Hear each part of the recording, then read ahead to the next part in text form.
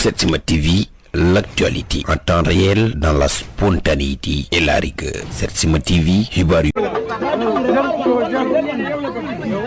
Girif lii ku mu bëgg ku ne war ngaa daw ba dee.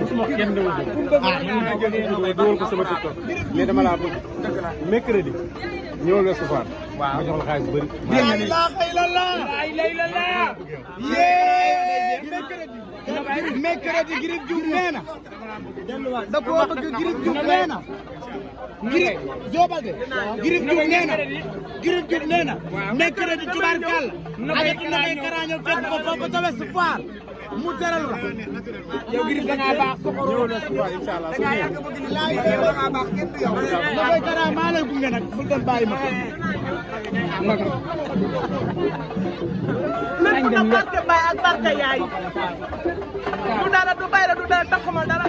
sama xol rek ma ànd nit si yéene rek waaye koo wéyul waaye nag koo woo daa war a xas ci ñëw du jàgg si yow la jubal ndax dégg yàgg naa dégg sa tur waaye nga ne toppoo kenn man ngay topp maa la gën a bëgg dama lay seet yow sama jël sa place fa yow ma dara man maa la bëgg ma barke Sëriñ Modou Kara nga jël pee waaye yow ko yaa baax du maal boro du son liggéey rek jàkkatu tey nangu leen lu yàlla dogal yow lañu tax yow lañu bëgg yow yaay seen place foofu jàkku tey baax xaal leen yaay seen day yaay seen yow yaay seen bàjjen da ngaa gore man yëkkatu ma yombul waa kenn moomu kenn ma ñëw ba Géejawaay waaye sa yor ak sa baax bëgg nit moo tax ma ñëw si yow damaa feebar barki Sëriñ Modou bi hôpital laa nekk waaye dama laa bëgg sama xol insisté bëgg la da ngaa baax na koy kara insisté ci loolu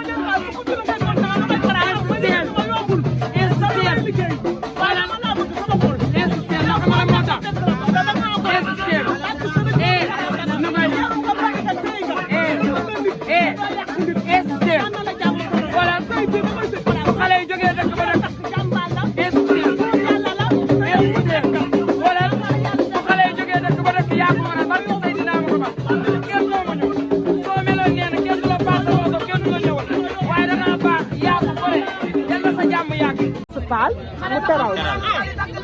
fii de ku mu woo doo wéeru koñ koñam ngay jaar mu xëdd xëdd am jom da lay xëttee na am jom rek di liggéey rek di tax di ambiance samay wax ne keneen ku ko jot ak ko si leen waxuma loolu réew mi dama fii liggéey dama fii te amee am si oto yi këm si kër yi ndax damaa nangoo liggéey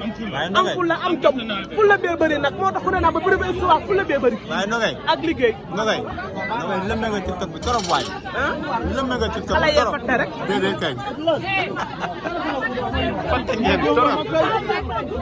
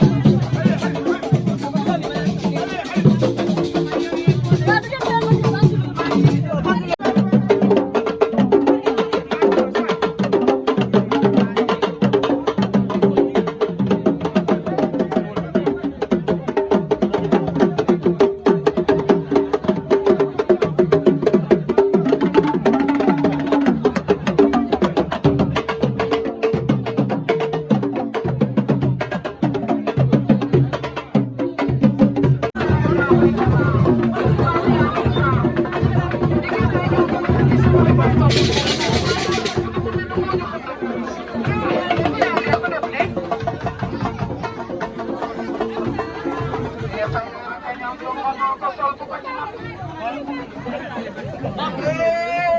Bakar Garmi yegsi na li xale yi Garmi yegsi na li xale yi Garmi yegsi na ni soxna Bakar neexul yéenam